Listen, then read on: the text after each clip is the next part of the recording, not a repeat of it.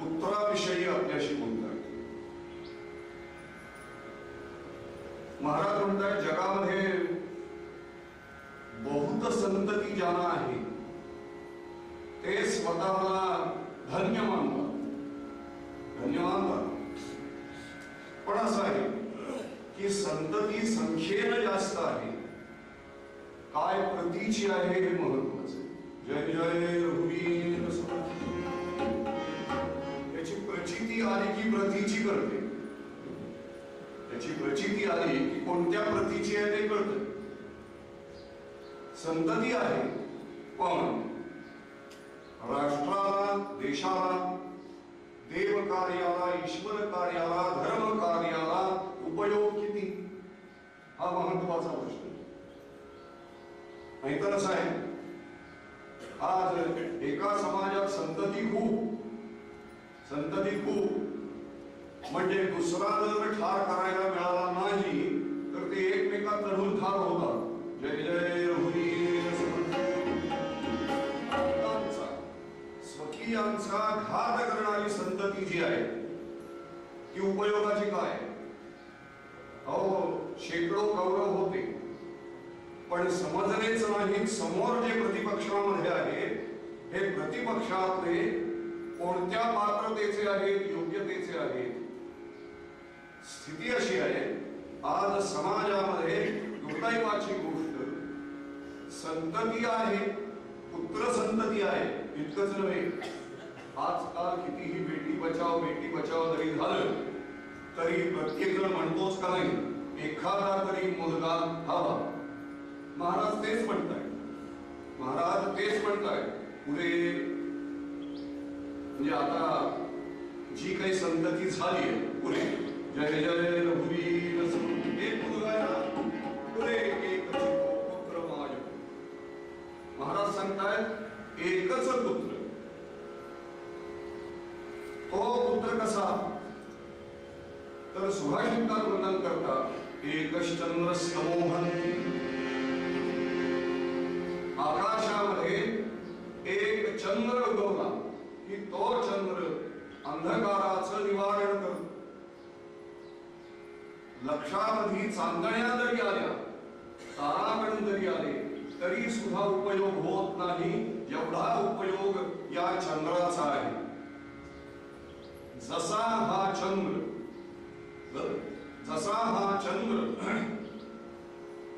सर्व जगाला प्रकाश देतो त्याप्रमाणे सर्व जगाला प्रकाश देणारा एकोपी गुणवान पुत्र, एक गुणवान पुत्र असला तरी पुष्कळ झालं.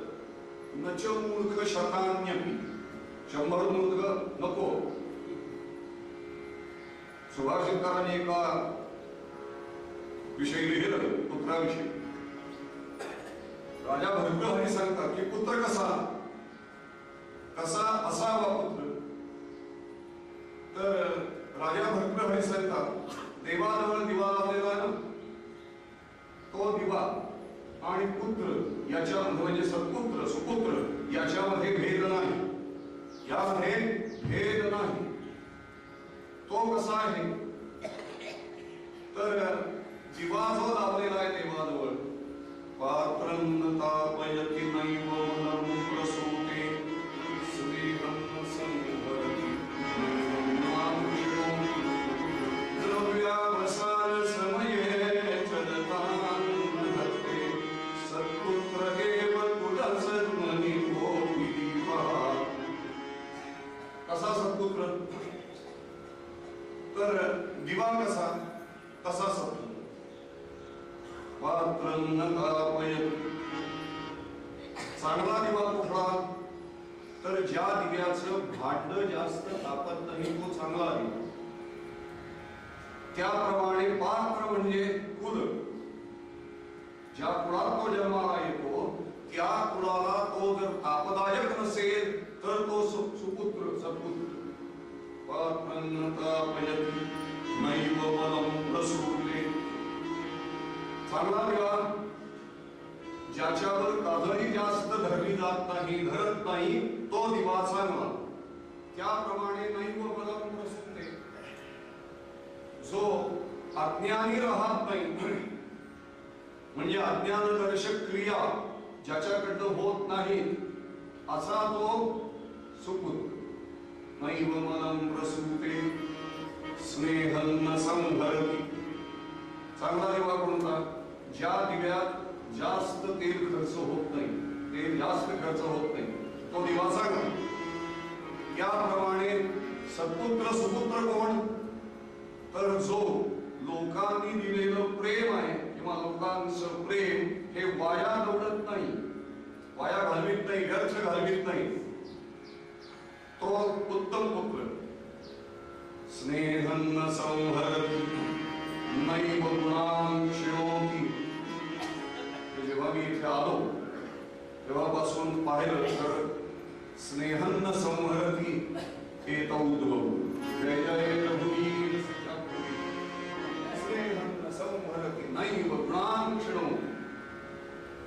आपल्याजवळ जे गुण आहेत त्या गुणांचा क्षय जो होऊ देत नाही, गुणक्षय जो करीत नाही, गुणवृद्धीच केली तर तो सुपुत्र. देवाजवळ लावलेला जो दिवा आहे तिथे नैव गुणान् क्षिणोति. कसं? तर गुण म्हणजे दोरा. ती जी वात लावलेली आहे ती वात जास्त संपत्त जाती, तो दीप उत्तम.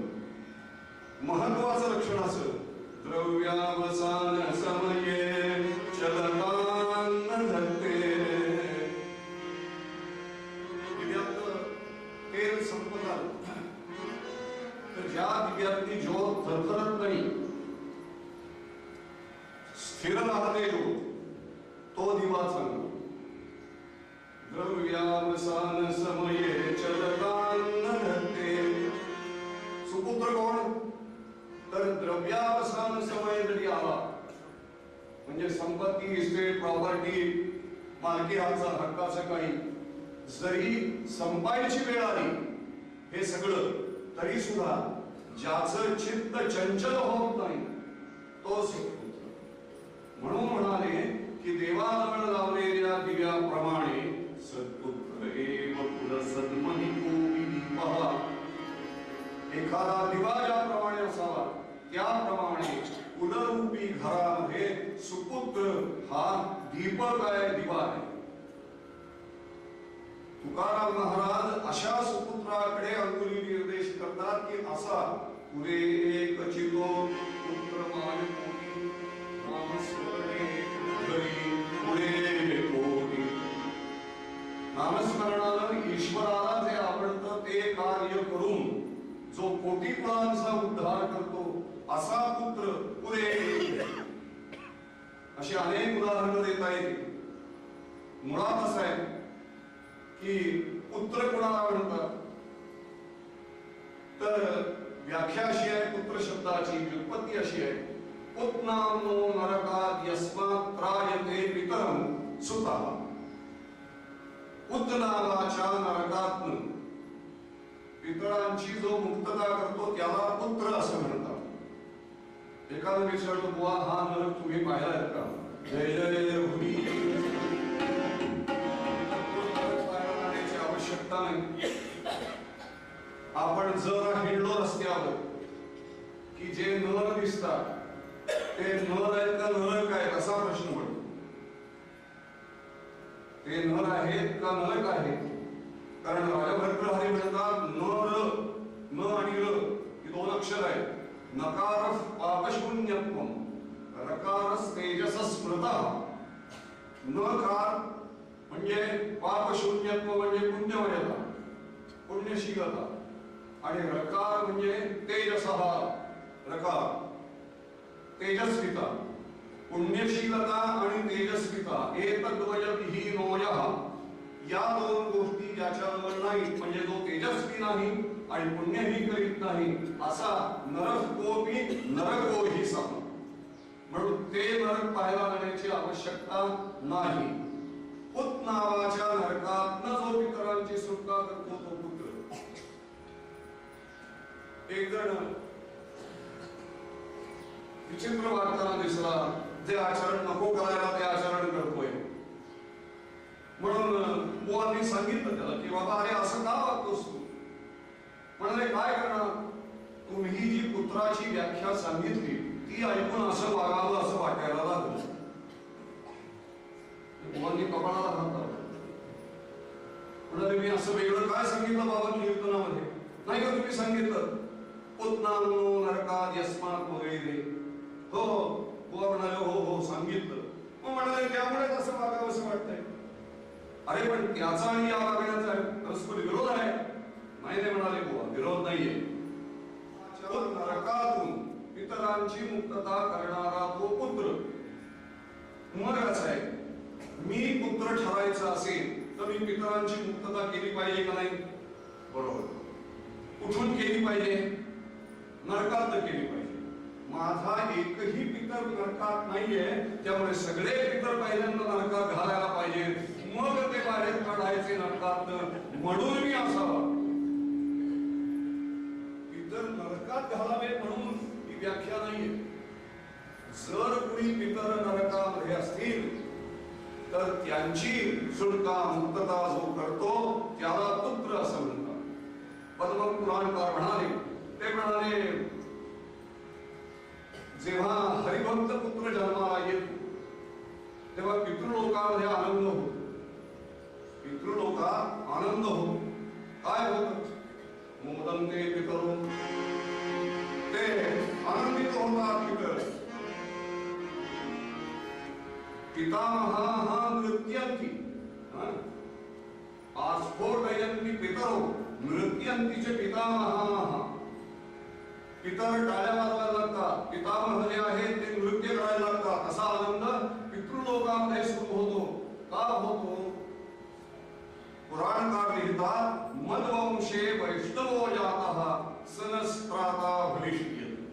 माझ्या वंशात वैष्णव जन्माला आलाय, सद्भक्त जन्माला आलाय, सुपुत्र जन्माला आलाय. तो सुपुत्र मला या पितृलोकातून मुक्त करील, मोक्ष देईल, म्हणून आनंद व्यक्त होतो. असा आनंद पितळांना देणारा जो असा पुरे एक चितू पुत्रमाय कोटी नामस्मरणे उद्धरी पुरे भोगी. असा कोण पुत्र आहे, एकच पुत्र, पण सगळ्यांना आनंद देणार. थोडस काही नवीन पदार्थ टाकता आलं तर पाहावं या हेतून बोलतो. भगवान श्रीराम, भगवान श्रीराम यांनी पाय पुढे टाकला, तो काय झालं, पायाच्या धुळीनं शिडेचा उद्धार झाला. आणि मग मीराबाई लिहितात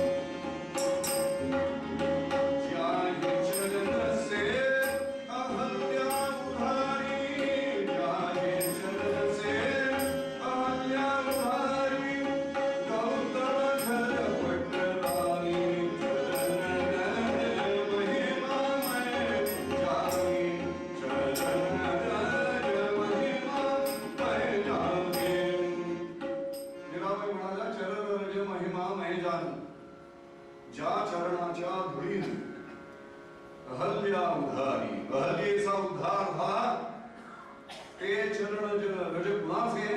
प्रभू रामचंद्रांचे. आता असं आहे, हे प्रभू रामचंद्र ज्या वंशात जन्माला आले त्या वंशाचं नाव आहे सूर्यवंश.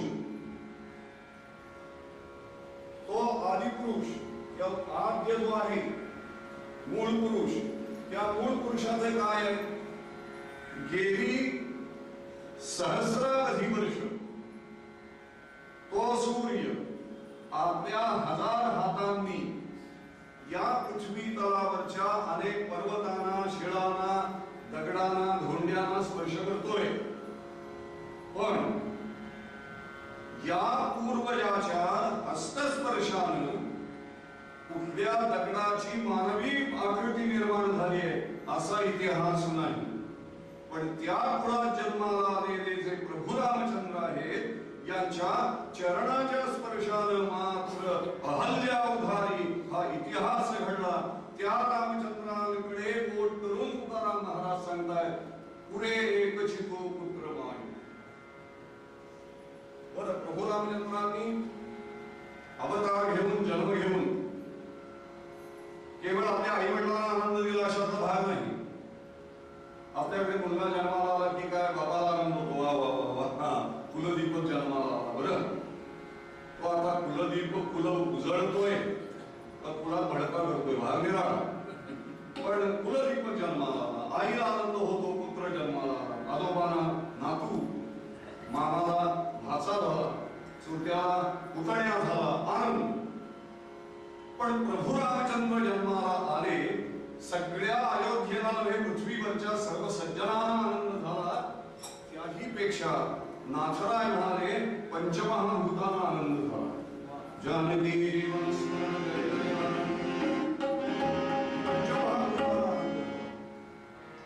आम्ही जन्माला आलो की भूतांना आनंद होतो, हे जन्माला आले तर पंचमहाभूतांना आनंद झाला. कसा आनंद झाला? पहिला आनंद झाला तो पृथ्वीला झाला. पृथ्वी म्हणाली माझी चिंता मिटली. आता मुलीच्या विवाहासाठी वधूवर सूचक केंद्रात नाव नोंदवायला नको, कारण पृथ्वी म्हणते माझा जावई जन्माला आला. जानकी जीवन स्मरण पाप महाभूत म्हणत आहे. पृथ्वीवरचं माझं विराट स्वरूप म्हणजे समुद्र. या समुद्राला मर्यादा घालणारा मर्यादा पुरुषोत्तम जन्माला आला, म्हणून आप नावाच्या महाभूताला आनंद झाला. तेज महाभूत म्हणत आहे. माझं व्यक्त रूप म्हणजे आदित्य सूर्य. या सूर्यवंशात तो जन्माला आला, म्हणून तेजाला आनंद झाला. पृथ्वी आप तेज. वायूला आनंद झाला. वायू म्हणाला आता चिंता नाही, माझ्या मुलाला नोकरी कुठे शोधू म्हणून काळजी करण्याचं कारण नाही, माझ्या पुत्राचा स्वामी जन्माला. 4 महाभूतांचा आनंद आहे. हा 4 महाभूतांचा आनंद व्यक्तिसापेक्ष आहे. बरं, व्यक्तिसापेक्ष आहे. राम या व्यक्तीशी निगडित आहे. पण 5वं जे महाभूत आहे, या 5व्या महाभूताचा आनंद राम या व्यक्तीशी नाही, तर त्याच्या कीर्तीशी निगडीत आहे. शब्द हा आकाशाचा गुण आहे. शब्द हा आकाशाचा गुण आहे. आता नाम म्हटलं की शब्द आला, किंवा शब्द म्हटलं की तिथे नाम आहे. राम नाम, आकाश म्हणताय राम नाम माझ्या शरीराला सोडून असणारच नाही, कारण मी जिथे आहे तिथे शब्द उमटणार आहे. आणि जो शब्द उमटेल तो राम असा उमटेल. त्यामुळे रामनाम माझ्या शरीराला स्पर्श करीत असल्यामुळे मी कायम निर्मळ राहील. म्हणून सगळ्यात निर्मळ आणि उत्तम महाभूत जर कुठलं असेल तर ते आकाश आहे. जय जय रघुवीर आनंद देणारा पुत्र रामाशिवाय दुसरा कोण आहे मला सांगा. अहो, अयोध्येच्या सिंहासनाचा त्याग केला आणि भगवान श्रीराम वनवासी झाले. ज्या क्षणाला भगवान श्रीरामांनी वनवास स्वीकारला त्या क्षणाला सर्व लोकांनी तुम्ही आम्ही त्या रामचंद्राला आपल्या हृदय सिंहासनावर आरूढ केलंय ते आजपर्यंत आहे. पुढे एकचितो पुत्र मायपोटी, एक पुत्र असला असा तरी पुरेस झालं. सर्व जगाचा कुलाचा तर उद्धार होतोच, पण सगळ्या जगात नामलौकिक कुलाचा होतो त्या मुलामुळे. अरे सूरत तो जाती नहीं कीरत कबून जाय. जय जय रघुवीर. एका गावात बुवा कीर्तनाला आली आणि उत्सव संपत आला जसा अशी बुवाला जेवायची बोलावणी यायला लागली. बोलावं बुवा आमच्याकडे जेवायला, आमच्याकडे. मला कुणी बोलवू नका, मी कोणाकडे जेवायला जात नाही. राजाधिराज रामचंद्र महाराज आमच्याकडे जेवायला एकाला बोलावं. अरे या होय येईन ना बुवा, पण म्हणाले तुमचं घर मला सापडणार नाही. मला एकच मुलगा आहे, त्या मुलाला मी तुम्हाला आणायला पाठवतो. त्याप्रमाणे मुलगा न्यायला आला आणि बुवा साहेब घरी आले. या बसा झालं, गोड पाणी झालं आणि आता जेवायला बसणार तत्पूर्वी ओटीवरच या ज्यानं जेवायला बोलावलं होतं त्या गृहस्थानं जोरात हात दिले. अरे जे कोणी घरात असतील, जागेवर असतील, ठिकाणावर असतील त्यांनी या आणि बुवासाहेबांना नमस्कार करा. अहो वेगवेगळ्या खोलीमधलं एक एक एक एक एक एक एक एक पुढे आले. प्रत्येकानं बुवांना नमस्कार केला. बुवांनी विचारलं अहो तुम्ही मला काल म्हणाला होता एकच मुलगा आहे, ते काय तुम्ही गुरुकुल वगैरे चालवता का, हॉस्टेल चालवता का? नाही म्हणाले हे आमच्या कुलातच जन्माला आलेले, हे आमच्या कुलातच जन्माला आले. मग तुम्ही एकच मुलगा काय म्हणाला?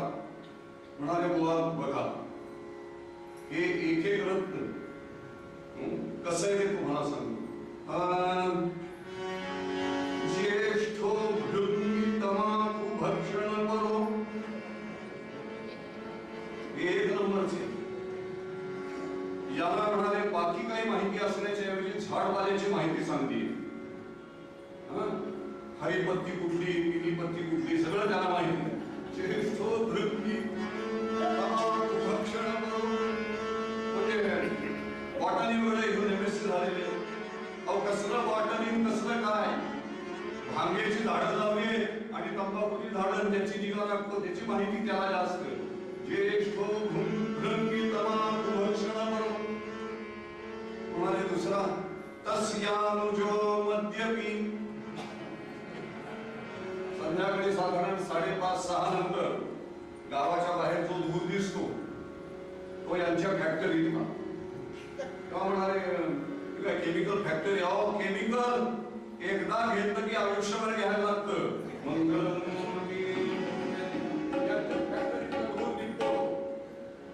तस्यानुजो मद्यपी. पुढे ते म्हणाले तिसरा जो आहे तो द्यूते लब्ध रुचि स्तृतीयतनयः. ह्या चिरंजीवांचा असा आहे की एवढासा तरी कागद मिळाला, बसचं तिकीट जरी मिळालं तरी ते लगेच पालथ करून कानावर ठेवलेली पेन्सिल काढून यांची आकडेमोड सुरू होते. आकडेमोड सुरू होते. विशेषतः हे साधारणपणानं लॉटरी सेंटरच्या दारामध्ये उभे असतात. ते म्हणाले म्हणजे अंकशास्त्र वगैरे जाण. अंकशास्त्र कपाळाचं अंकशास्त्र. आमचा जीवनाचा अंक संपायची वेळ आली यांच्या अंकामध्ये. मॅथमॅटिशियन कुठला हो? द्यूते लब्ध रुची. त्याला जुगारात जास्त प्रेम. बरोबर. द्यूते लब्ध रुची स्तृतीयतनयः तुर्यस्य वृत्तं शृणु. आता चौथे कसे ते ऐका. त्यांना 2 प्रयोग मान्य आहेत. एक भावे प्रयोग आणि दुसरा कर्तरी प्रयोग. कर्मणी प्रयोग त्यांचा आपोआप होतो. त्यांचा कर्मणी प्रयोग आपोआप होतो. यांचा कर्मणी प्रयोग बसमध्ये, लोकलमध्ये सहज चालतो आणि मोठ्या भावे करता दुसऱ्याच्या खिशावर दुसऱ्याच्या खिशावर कर्तरी प्रयोग मोठ्या भावे करतात आणि श्रीमंत झालेले आहेत. म्हणाले हे चौथे.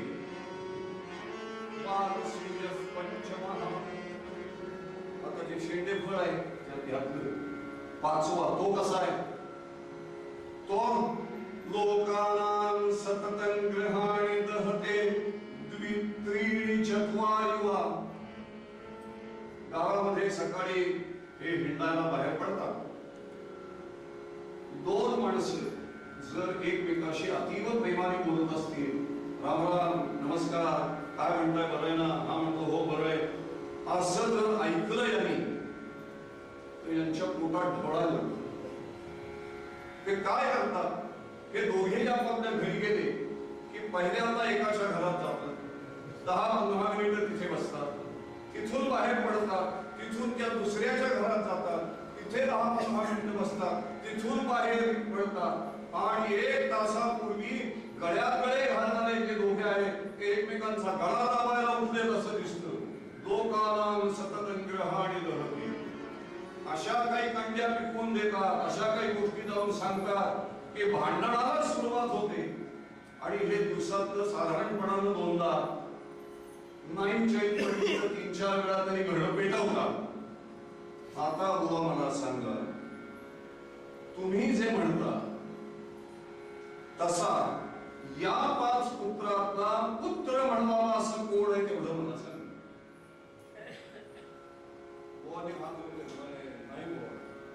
कुणी नाही. म्हणून मी आपल्याला म्हटलं की हा जो पुत्र आहे हा पुत्र यापैकी नव्हे, पण हरिभक्त आहे, आचरणशील आहे, अभ्यासू आहे, हुशार आहे आणि महत्वाचं म्हणजे शहाणा आहे, पंडित आहे, नम्र आहे.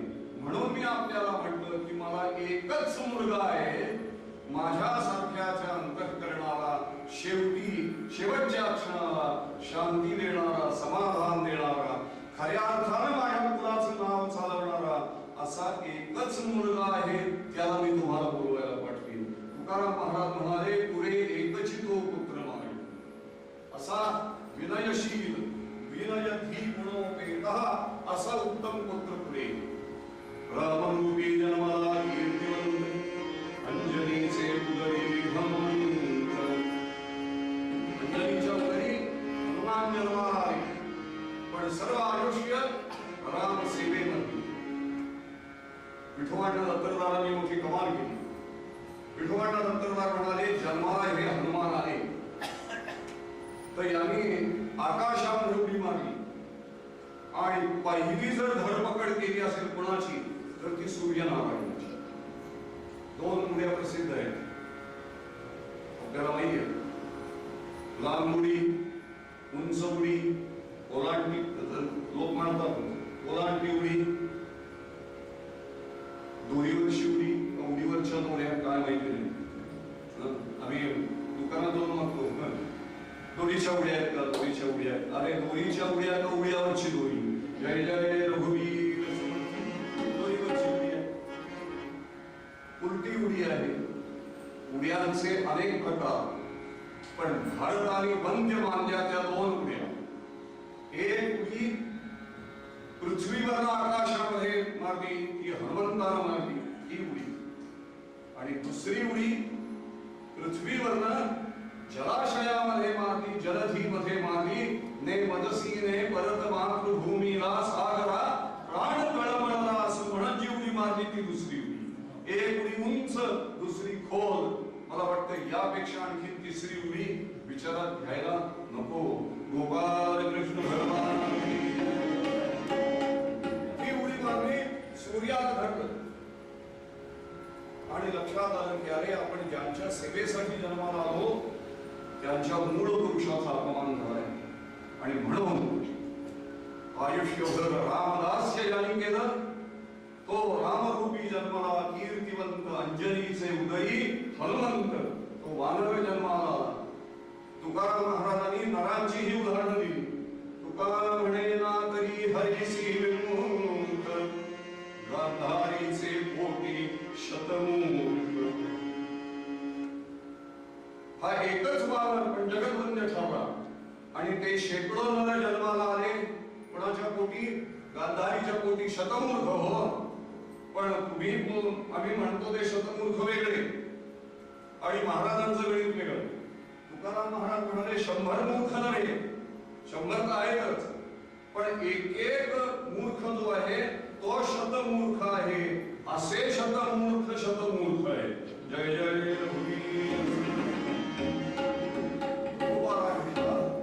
की ईश्वराला पाठ दर्शविले, दाखविले.